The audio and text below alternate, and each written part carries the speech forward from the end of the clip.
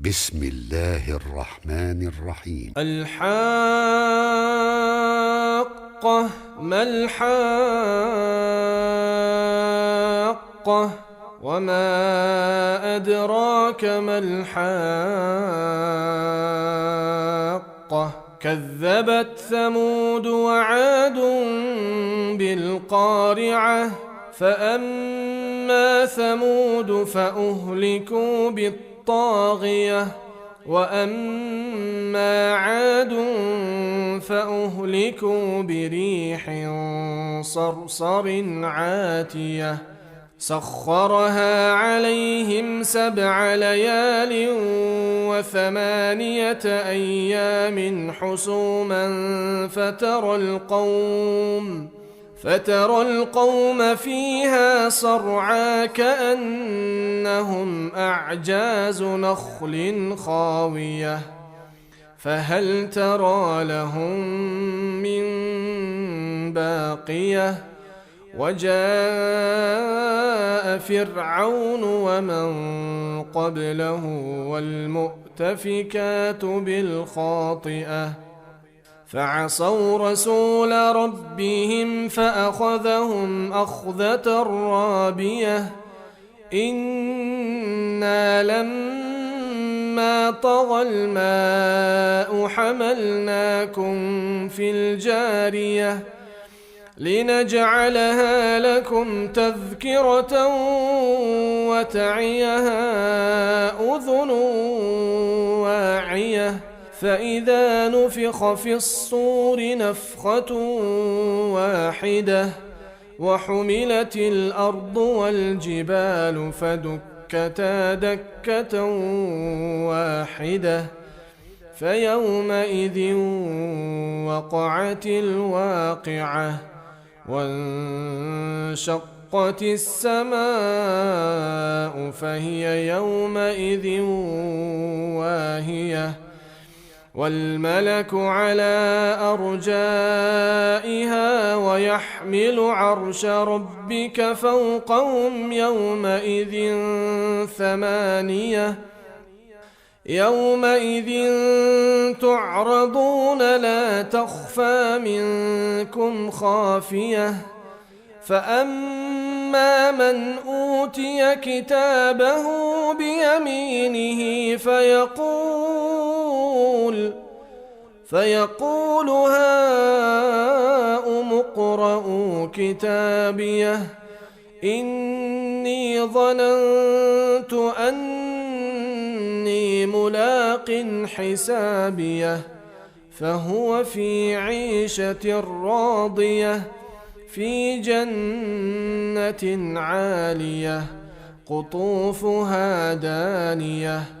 كلوا واشربوا هنيئا بما أسلفتم في الأيام الخالية وأما من أوتي كتابه بشماله فيقول يا ليتني لم أوت كتابيه ولم أدر ما حسابيه يا ليتها كانت القاضية ما أغنى عني ماليه هلك عني سلطانيه خذوه فغلوه ثم الجحيم صلوه ثم في سلسلة ذرعها 70 ذراعا فاسلكوه إنه كان لا يؤمن بالله العظيم ولا يحض على طعام المسكين فليس له اليوم هاهنا حميم ولا طعام إلا من غسلين لا يأكله إلا الخاطئون فلا أقسم بما تبصرون وما لا تبصرون إنه لقول رسول كريم وما هو بقول شاعر قليلا ما تؤمنون ولا بقول كاهن قليلا ما تذكرون تنزيل من رب العالمين ولو تقول علينا بعض الأقاويل لأخذنا منه باليمين ثم لقطعنا منه الوتين فما منكم من أحد عنه حاجزين وإنه لتذكرة للمتقين وإنا لنعلم أن منكم مكذبين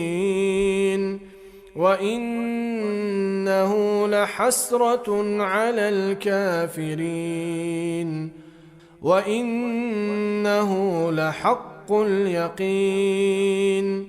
فسبح باسم ربك العظيم